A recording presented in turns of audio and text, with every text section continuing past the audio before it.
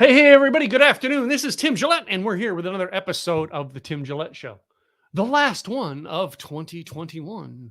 All right. As we get to know today's guest, Catherine Barnes. And really, I've been watching a lot of her stuff on YouTube. All right. Checking this girl out.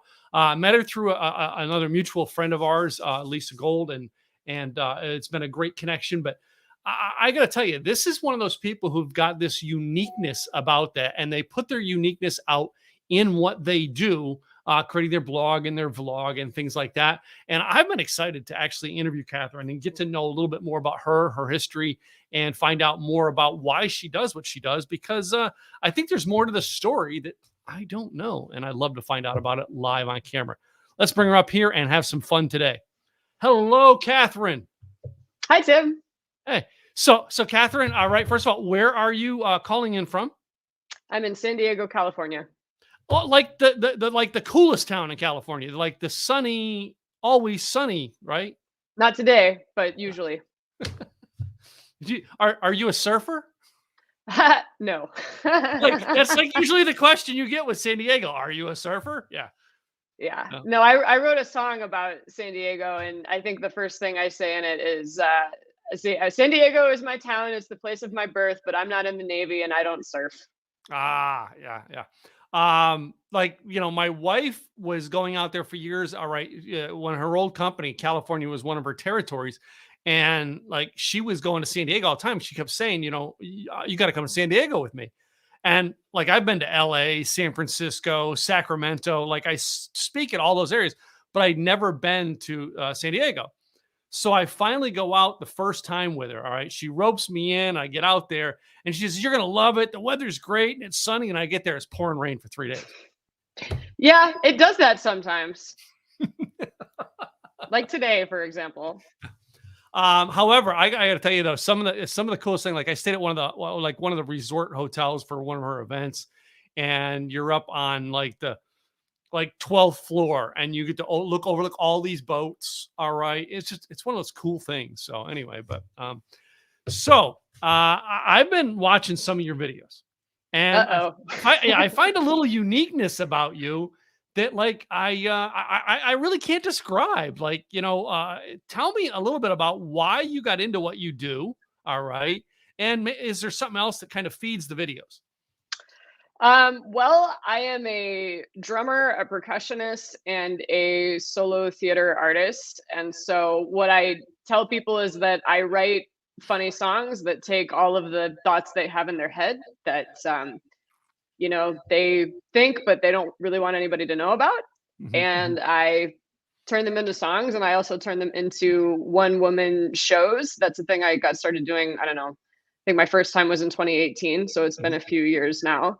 And okay, remind me your question. You said, tell me about like why you do what you do, right? What got you to doing this though?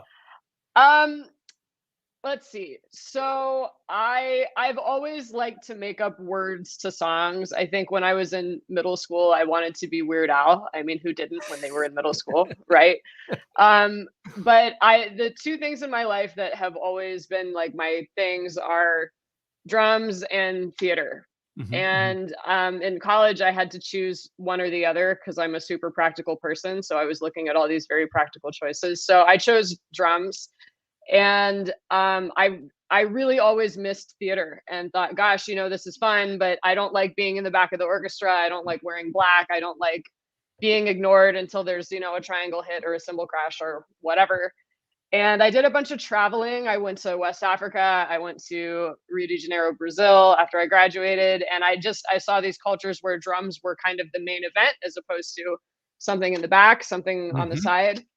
And I guess, I decided that I wanted to start writing my own music and make drums the focus. And here in San Diego, I went around to a lot of open mics. I started writing my funny songs, and I would show up with this tambourine and I would sing my songs. And I thought I was going to be like Jason Mraz, how he went to open mics and then that was how his career blew up.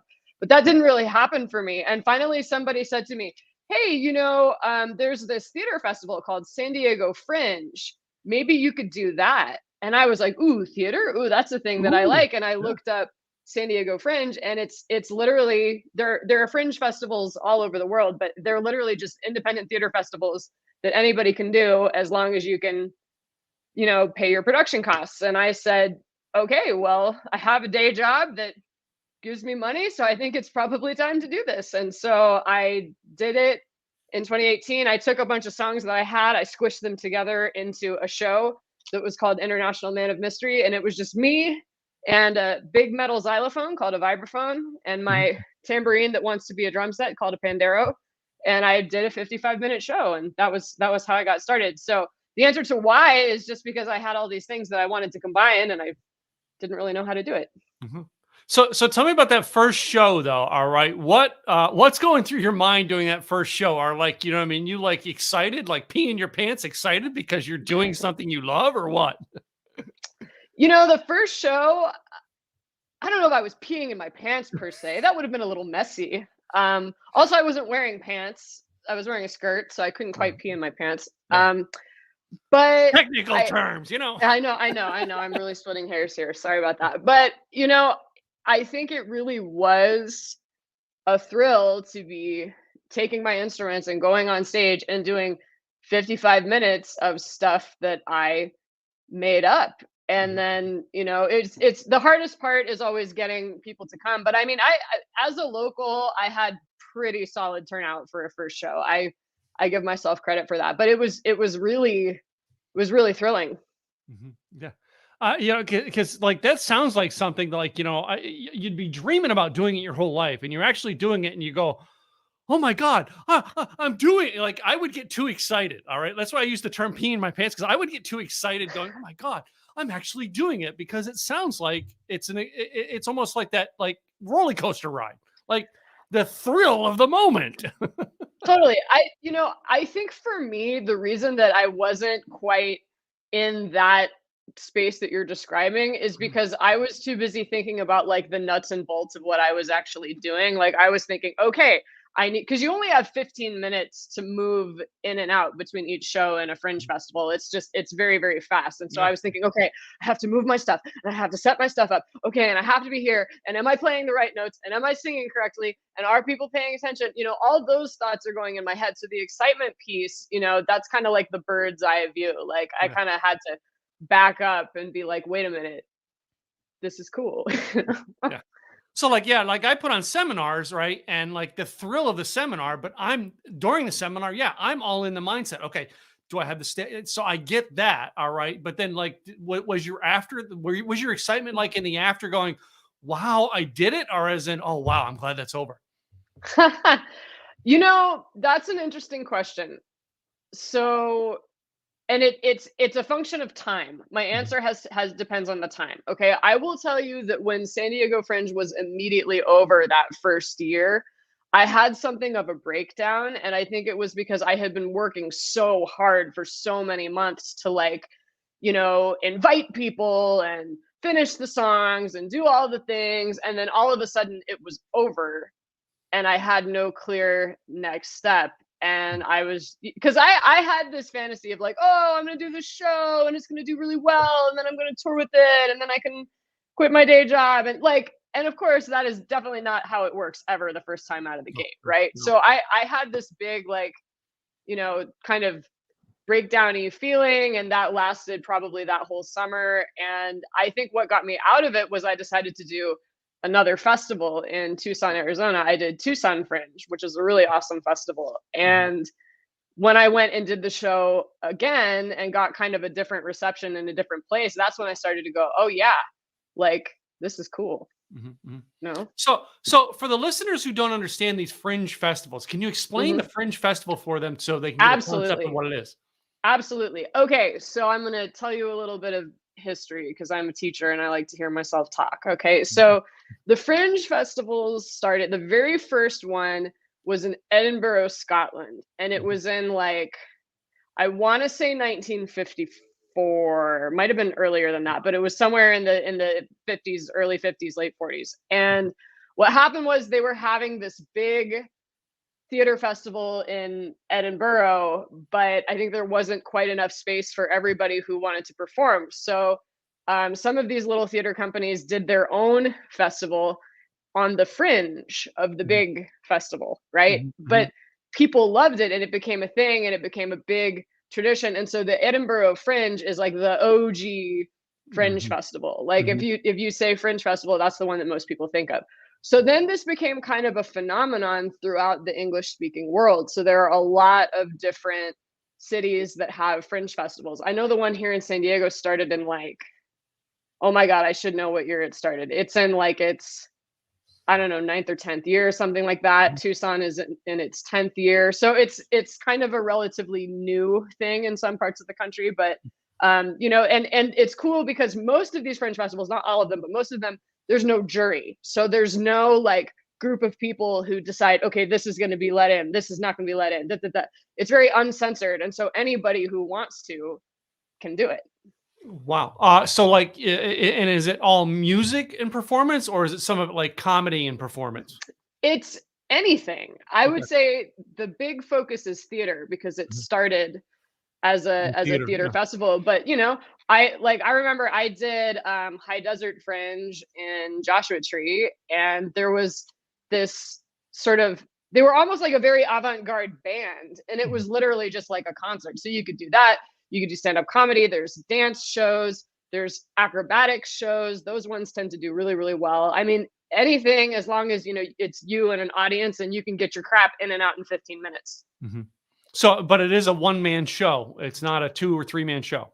Is that You can do multiple person shows. There are a lot of solo shows because it's easy to produce. It's one person and, you know, that's relatively simple. But yeah, you can, if you wanted to have like a big multicast musical, you could totally do that. mhm, okay? So, and have you been doing the same show at different fringe festivals, or have you like improvised and tweaked your show to perfect it?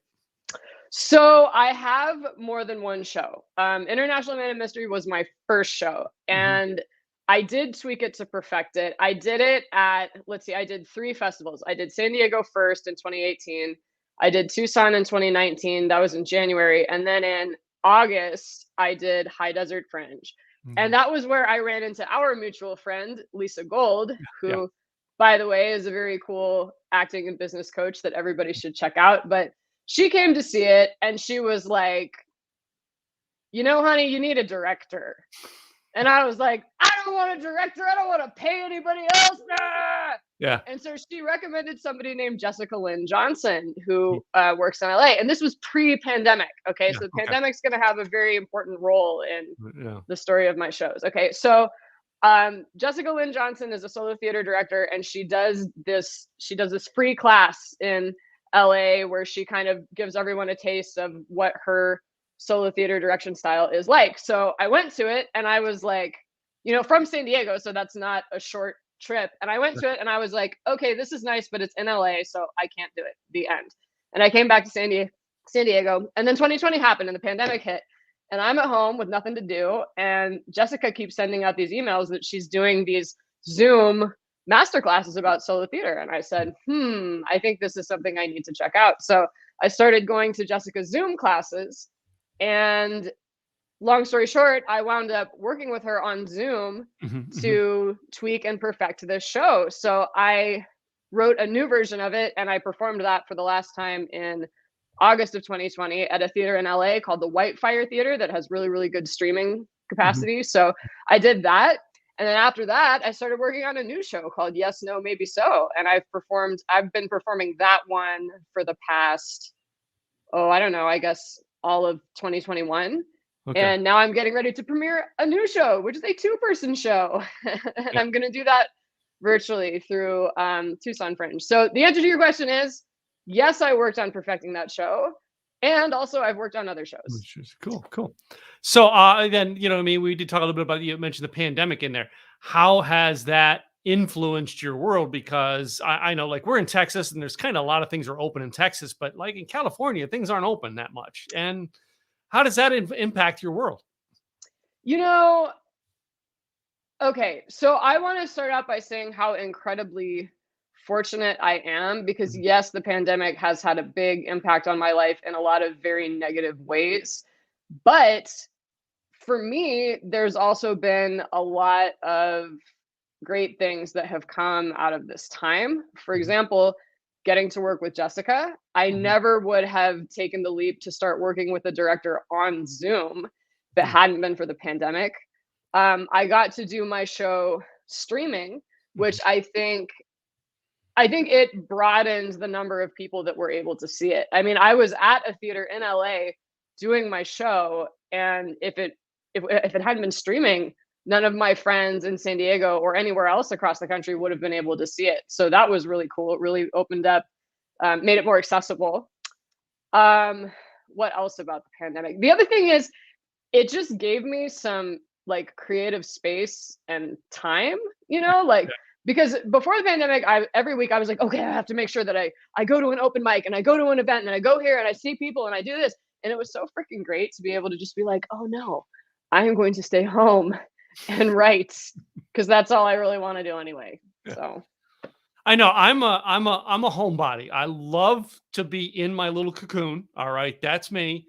And the pandemic was great. All right, except for the fact that my wife and I have a small 1,100 square foot condo, and two people who talk for a living in a place that doesn't have separate rooms is not a good way to run two businesses. Yeah. no, that's rough. That is very rough.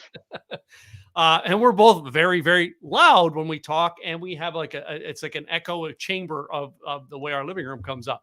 But that was the downside to it. The plus side is, I mean, I've got people I'm connected with. Like I met you through the pandemic, right? Hmm. I've met all kinds of people because I'm able to go out and do virtual events as opposed to getting on a plane every week to go speak at an event.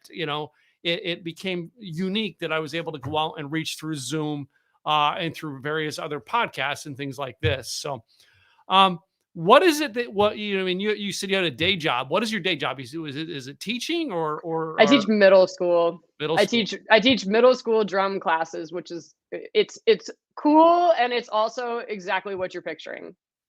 A bunch of like middle school kids banging on their yeah. Oh yeah. So I mean, so growing up, all right, I'm a rock and roll guy. I loved old school rock and roll, but one of the songs that I got into in the '80s that most people didn't was Todd Rundgren's "I Just Want to Bang on the Drum All Day." Do you remember Oh that one? yeah. Oh yeah. Classic. And I am not a musically talented, no matter what. I realize I have guitars. I built that during the pandemic because I wanted to learn how a guitar worked. But like drums, I can't get the concept of the drum, but I could drum on my desk. Is that what you're dealing with in students? So it's interesting because whenever I talk to adults about what I do, they'll usually say something very similar to what you just said. Mhm. I get two responses. I either get like, "Oh, like I always wanted to play the drums, but I just can't," which is kind of a variant on what you just said, right? Mhm. And then the other one I get is, "Oh, I used to play the drums and I love the drums." Okay, so the thing is that anybody can learn how to play the You can drums. learn anything. Like I'm learning to play the guitar. All right. I'm going to learn how to do it. And that's why I built it. But like, I understand that there's a lot of people out there. I don't ever want to say I can't. I want to say I'm frustrated. Music and me just is frustrating. But all right, finding the right teacher, like one of my neighbors, and he's actually a renter of mine, is very famous guitarist in Dallas.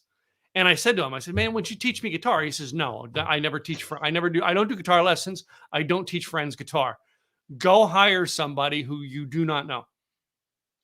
Yeah, I think there's something to that. I Mhm. think I've seen, you know, people who try to teach like within their families. Like I think, within a family or from a friend, you can Mhm. really learn by watching and by being around them and observing what they do. But trying to be taught by someone you're that close to, I think is difficult for sure. Okay. Okay. Cool. Yeah. Now, when you say percussion, now, are you doing standard drums? Or are you teaching like bongos and other different drum type steel drums? I know there's a ton of different types of drums out there, and are you into all of them?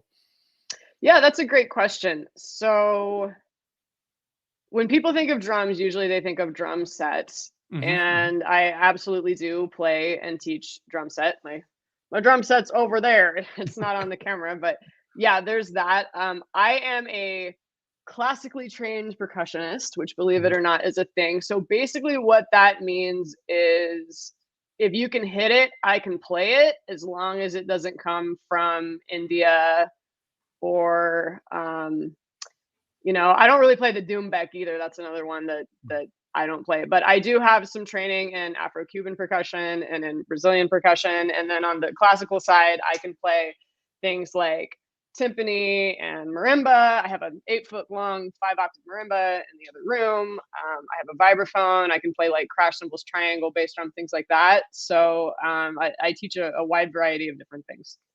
Cool, cool. And then have you recorded any music or just doing your shows? Yeah, I have. In 2017, I released an EP, which I didn't know what that was until I made one. It's a extended play, so it's 3 songs as opposed to a full album, and that is on Spotify. If you look up, I use a pseudonym so that my students don't find it and I don't get fired. It's Oh, okay. Queen Mab. Mab is MAB. So if you go on Spotify and you look for Queen Mab, you can find my 2017 EP called Easy for You.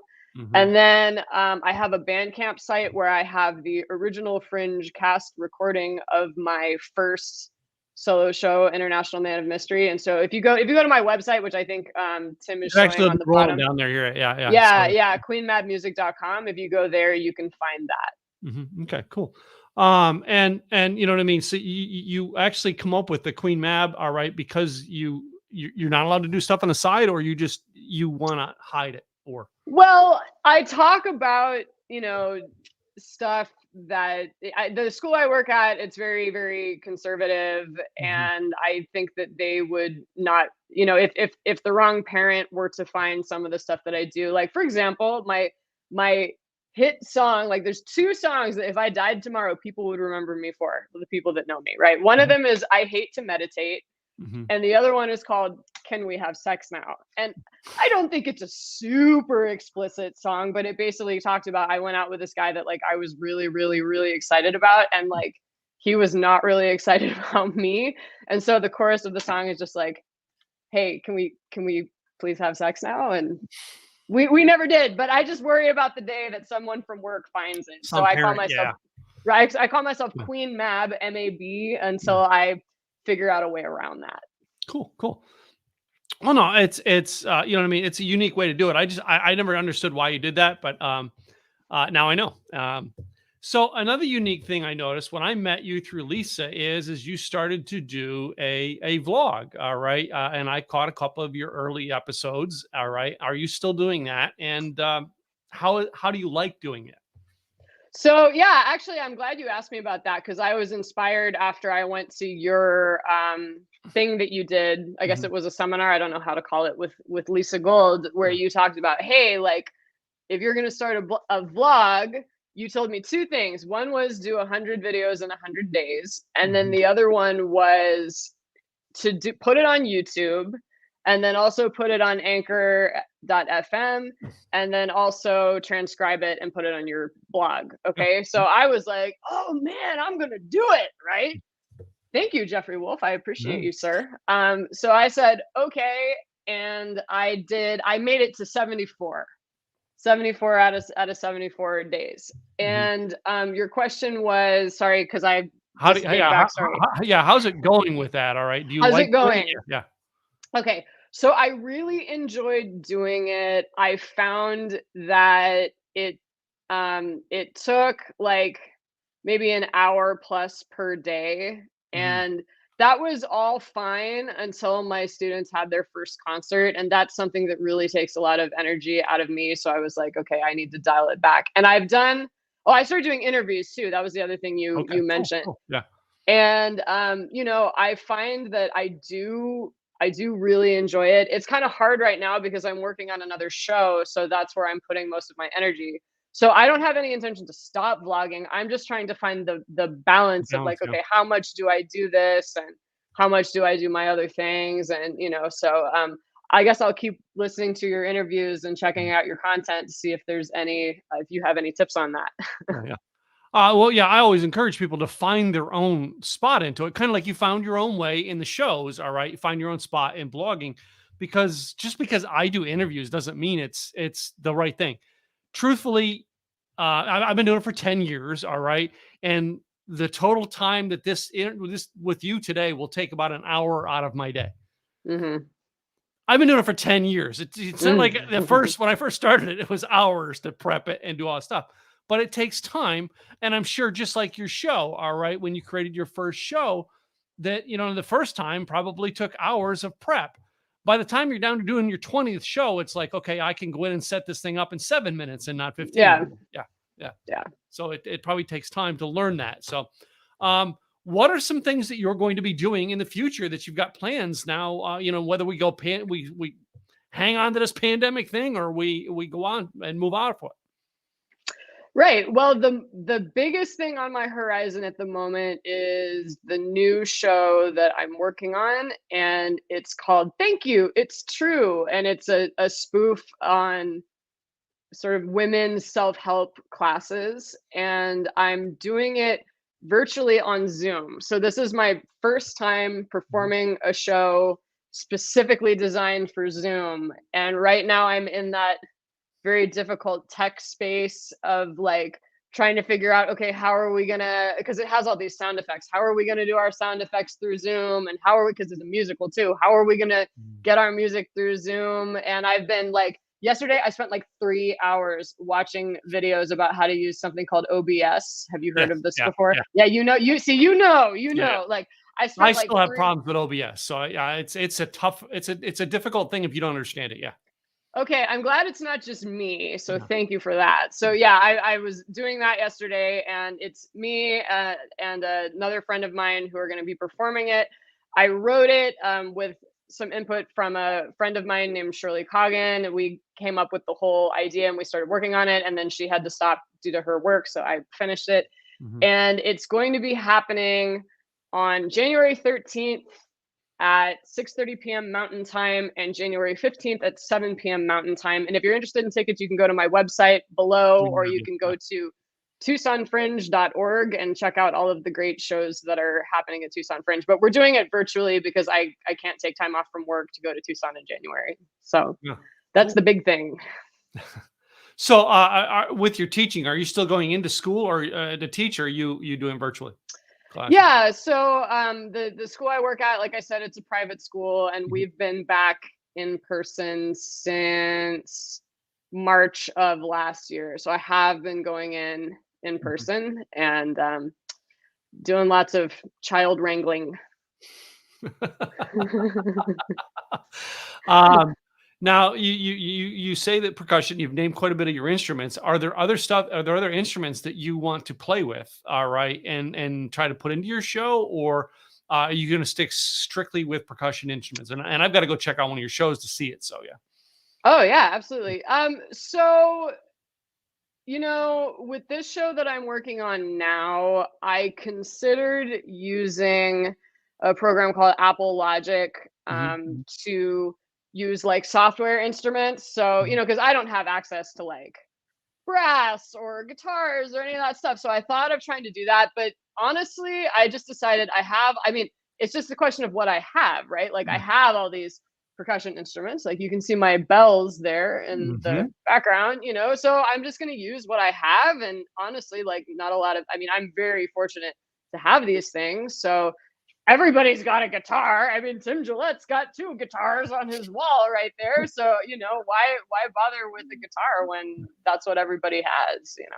Yeah, and growing up, I mean, I took piano lessons when I was probably sixth, seventh grade. I want to say I tried to Mhm. take piano lessons, and I mean, that was my first difficulty. I wasn't disciplined enough back then to learn the instruments.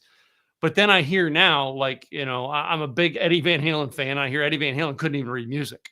And I'm like, A lot of musicians, especially like popular musicians, mhm, can't read music. mhm, And it's something like, for example, my students at work right now are so fried from the pandemic and all these different things that I'm actually debating whether or not I'm going to teach them that this mhm, year. And in our culture, that's like an expected thing. Like, oh, you are in a music class, boy, mhm, you're going to read music. But I will tell you that that is not the case in all cultures. Like in Brazil, they actively laugh at people who know how to read music, Wow. which they Wow. think it's just so soulless, and they think it's, like, well, why would you bother writing it down, so it's very interesting how different cultures perceive that. Yeah, I find it interesting because really, I mean, you think about it, it is a form of art, all right, and some art is best created by using, using imagination. You know what I mean? And that. So I love that because yeah, literally, I can't read music. I'm not that good at painting either, but every now and then I try to create I try to become to create a Pollock, and it doesn't work. So Um, so you've got stuff planned for the future, all right. I mean, moving here with you moving on with doing more shows that you're planning. Um, One of the things I want to know is, are you going to branch out maybe and create your own one man show without going to the theaters, or someday you want to do like I'm going to rent my own theater or do my own type show? Is that a possibility or? Well, that's a good question, and I think that fringe festivals are kind of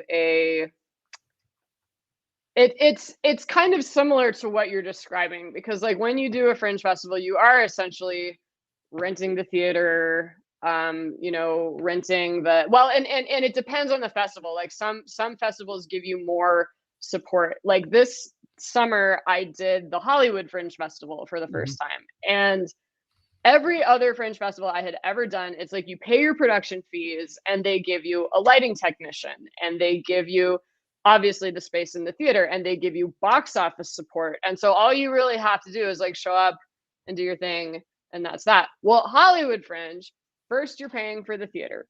Then you have to pay your technicians. And not only did I have to pay a stage manager slash lighting person, I had to pay a live stream technician. Okay. And then you had to have someone do your box office. So you either had to pay someone to do it, or you had to rope a friend into standing in front of the theater and collecting money from people or whatever. Like it was literally basically what you just said. The only thing you were really getting is you're a part of this festival. And so if someone is coming to the festival and looking at the program, maybe they're there to see one thing, but then they see your show as well. You know what I mean? Like that's the Mhm, one thing mhm. you're getting. In terms of doing a show on my own like that, I mean, I certainly don't rule that out. I think I'm excited now, especially now that I'm going to try doing a show on Zoom and I'm spending all this time learning OBS and all this crazy stuff. Maybe I could just do shows on my own on Zoom and not Mhm. have to worry about paying theaters and doing all that type of stuff. I don't know. I mean, again, this is the upside of the pandemic, this whole Yeah, new world that's opening up yeah. for all of us. So yeah, I So like, I don't know if you know actor Glenn Morshower. All I right. don't. Yeah, Glenn actually was doing acting schools. He had one here in Dallas. It's like 2 miles Hmm. from my house is where he had one of them. And he had one in Salt Lake and then one in Los Angeles.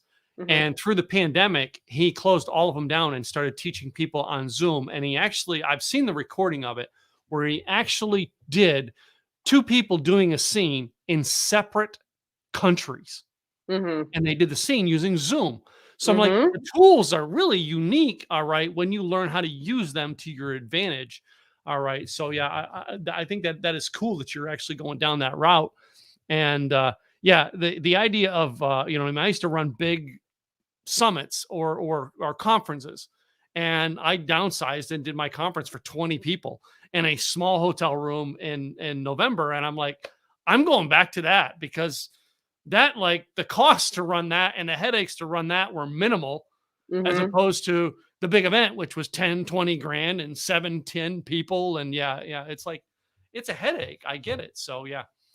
Um, Totally, totally. And I will say really quickly, the other thing that I do, I talked about my day job teaching middle school. The other way that I generate revenue is by teaching private drum lessons. mhm. And I've always really poo-pooed the idea of online lessons. And then the pandemic hit, and I was down to two private students, but I had to teach online. And you know what?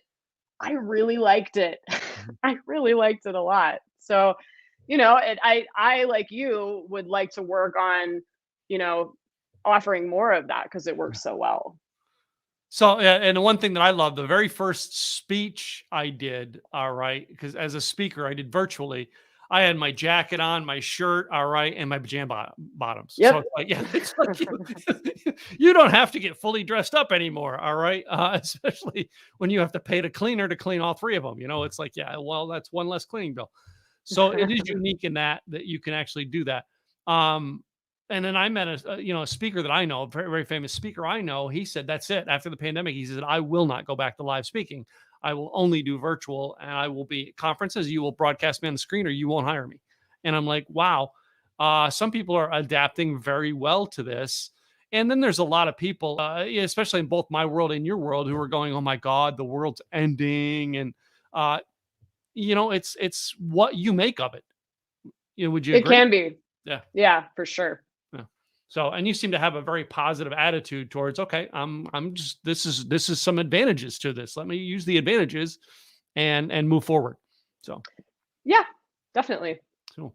So, one of the things that I started putting into my questionnaire because of an incident that happened to me this past summer, was one of my closest friends from 20 years ago. I was able to interview him, and then he got COVID and passed away. Was it Rob? Rob, yeah, yeah. I listened to your interviews with Rob. Yeah. Rob, yeah, he passed away, and because of that, I now ask this question, but I want to ask it in a way that it's not dreary. But 200 years from now, someone's going to watch this interview with me. not 200 days, 200 years from now. Okay. Okay. All right. Yeah. And what would you want to say to them, because they're actually now seeking out stuff because you're gone? Wow, in 200 years. Well, first of all, I would say congratulations that that humans are still around in 200 years. I'm very happy to hear that. That's Yeah. delightful. Yeah. What would I want to say to them? Well, I think a big theme we've talked about today is that things like the pandemic can happen, and they're very hard and scary, and I really don't want to minimize that. I mean, I think every single person around has got some kind of a story to Yeah. tell Mhm. that's happened to them in the pandemic. I don't think anyone is exempt from that. And so I would say that pain is real and valid, and there's also ways to take what you're doing and do it differently that might actually wind up working better Mhm. in the long run. Mhm. So, whatever challenges are going on in 200 years, and I'm willing to believe that there's probably a lot of them, Mhm. you know, how can you take what you do and adapt it to that in a way that works well for you? Not contorting yourself to do something that's going to make you absolutely miserable, but like Mhm. really finding ways to work with what is. And the other thing I would say to that person in 200 years is, I worry a lot. You don't strike me as the type of guy who worries a lot. Do you worry, Tim Gillette? Nope, No. not at all. Yeah. Nope, I see that, right? So I worry constantly about everything, and I can tell you my whole life I've always been worried about something like this, something really big and scary like this. And one of my fears is, well, I'm a musician, and I'm a writer, and I'm a creative person, and people like us are just kind of superfluous. And when these big, horrible, scary things happen, well, gosh, I better be prepared to do something that's not what I do. And now it doesn't mean that something couldn't happen where I would have to, like I Mhm. think a lot about World War II and how people had to you know, become air raid watchers and civil defense wardens and all those kinds of things. That doesn't mean you don't have to do something like that. But I think the point is that art can still survive and still Yeah. flourish even when something Amen. really difficult is going on. So Yeah. there's my message for 200 years. I believe that truly, and I think that's a great message. So, and Catherine, growing up, I actually had a boss give me advice one time on how to do the job, and it turned out to be life advice. And I was working part time at a gas station, and I was just like trying to figure out how to run the shift.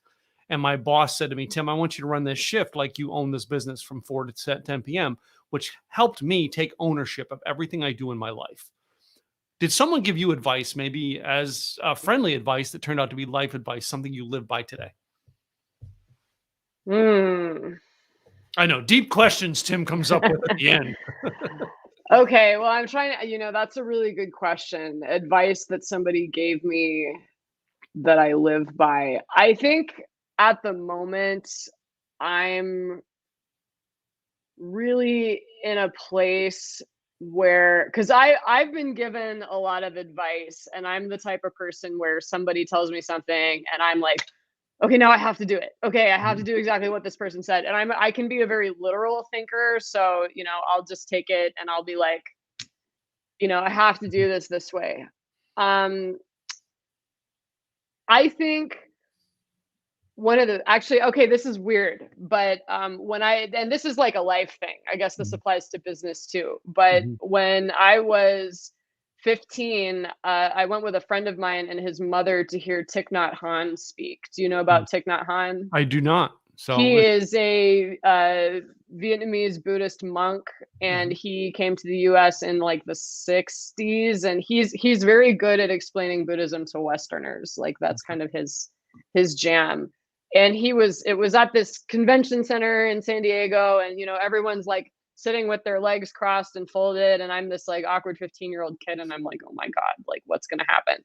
And he's sitting on the stage with his eyes kind of half closed, and he said, the child can never be separate from the father. And I'm like 15 years old and I'm like, screw you, dude. I am separate from my father. But his point was not that I'm the same as my parents or the people that came before me, but his point was that I'm connected to them no Mhm. matter what. And I think for my generation, the kinds of things we do for a living, the ways that we live our lives, it looks very different than how our parents live their lives. Mhm. And I think that understanding that I'm connected to what came before me, or Yeah. even like from a business standpoint, even my teacher, like for example, my percussion professor when I was in college, he was not someone who was very in tune with the entrepreneurial way of living. Yeah. Okay. Yeah. And I have to understand, okay, yes, I'm connected to him, and yes, I can draw from what I learned from him, but like, I gotta live, I have to live in the world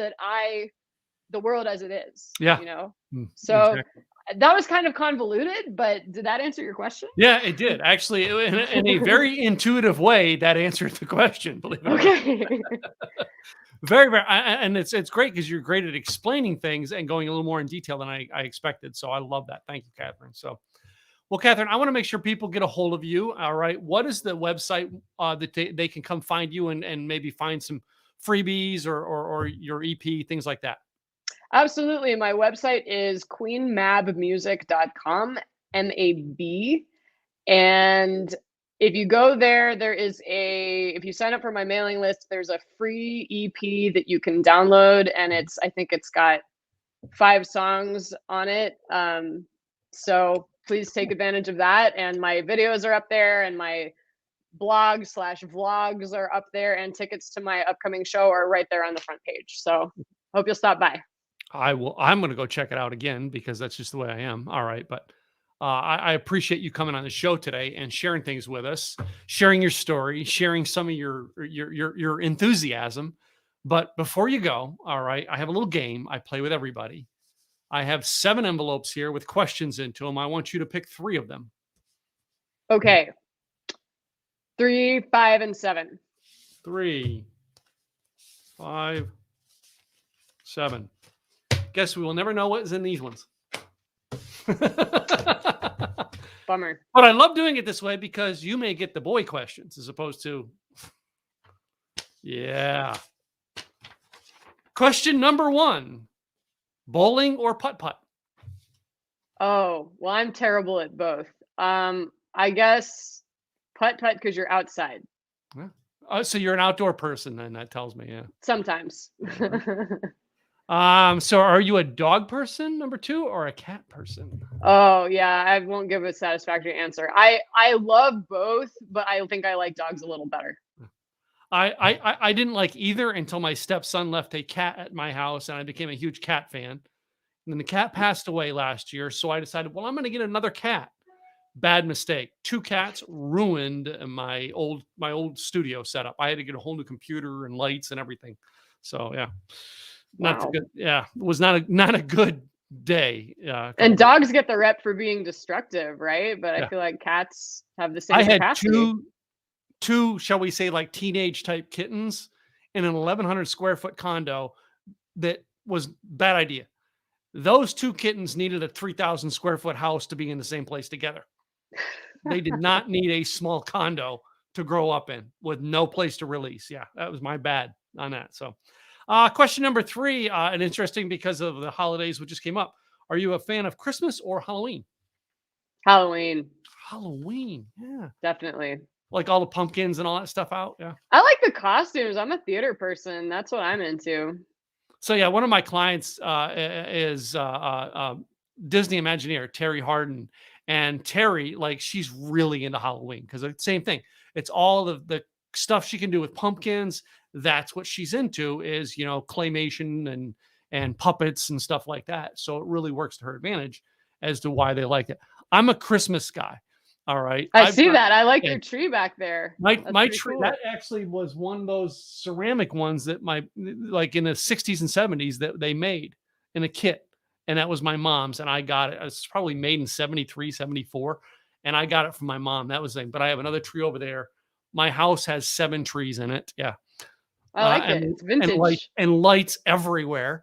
And like, I'm the guy all year long. Why do you have the lights on until Christmas? And then I have more lights on than the whole neighborhood.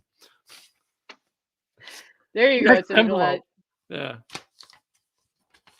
First question, and I don't know whether this is you like to wear them or you like to see them, but boxers or briefs? Do I like to wear them or do I like to see them? Well, I think it really depends on who is wearing them or seeing them. Yeah, you don't want to see the skinny body in boxers or briefs. It just doesn't work for you. Yeah. There's not enough muscles on his body to fill him out. Yeah, you don't want to see it. I think my answer to that question is yes. So I had one girl that she was a single girl from New Hampshire last year on this program, and I asked that question to her, and she says, "By the time I get him there, I hope he has nothing on. I'm in for the game." And I'm like, "Whoa, yo, what?" That's a woman after my own heart. Next question: Coke or Pepsi? Mm, probably Coke. Yeah. Yeah, I was Yeah. more of a Coke person. I drink sodas now, like very few. Like I drink usually seltzer water, but Dr. Pepper became my thing when I moved to Texas. So yeah, anyway. Really? Yeah. Is that a Texas thing? It's actually made in Texas.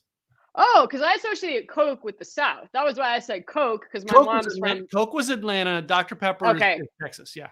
got it. My mom's from Chattanooga, so if I said Pepsi, she would disown me. So Coke, yes, and Dr. Pepper. Yeah. Dr. Pepper's mine, and it was literally originally started in Waco, Texas, and we have a version of it we can get here that was the original recipe with sugar that you can get here in Texas. All right, but like outside of Texas, like more than 100 miles from Waco, you can't get it. Yeah. That's stuff I like. When you get that hometown stuff. Yeah. Anyway. Easter eggs. Yeah. Question number 3: hotel or camping? Hotel. Yeah. 4-star hotel. That's my idea of roughing it. There you go. And our last envelope, number 7. We have 3 questions in here. Question number 1: when riding in the car nowadays, which I do very little of it nowadays, would you rather listen to a podcast or music? If I'm in the car, I want to listen to music. If I'm at home, like cleaning and doing stuff I don't want to do, I like to listen to a podcast. So yeah, I got hooked on, but when I was driving during the pandemic to get my coffee by myself, I was listening to a podcast. I get into Mike Rowe. I think about Mike Rowe, his podcast. But then now I go to coffee with my mom every morning. So now it's music. Yeah. Yeah.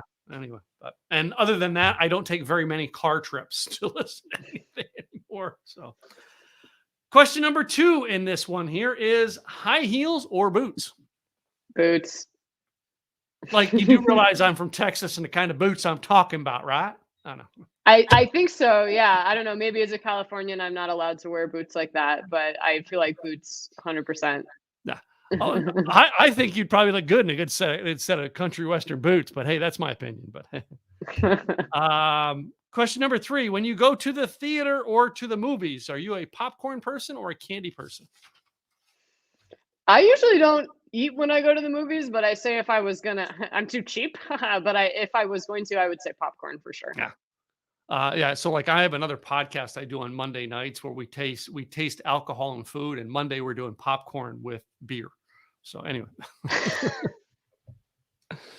And pizza and wings. Yeah. Anyway, that's our food / drink podcast. Anyway, I feel like if you come to San Diego, there's probably some brewery somewhere where you can get beer that tastes like popcorn or beer that tastes like pizza. when I was in San Diego the last time, we went down. There was a trail down the southern side that we did a couple of wineries, and as well as there was a wine bar in town that we went to, and I still have some wines from them. I picked up wines from them when I was out there, but I didn't do any brewery stuff out there. Oh, this is a brewery town, but I feel like it's a winery town too. This is an alcohol town. Yeah.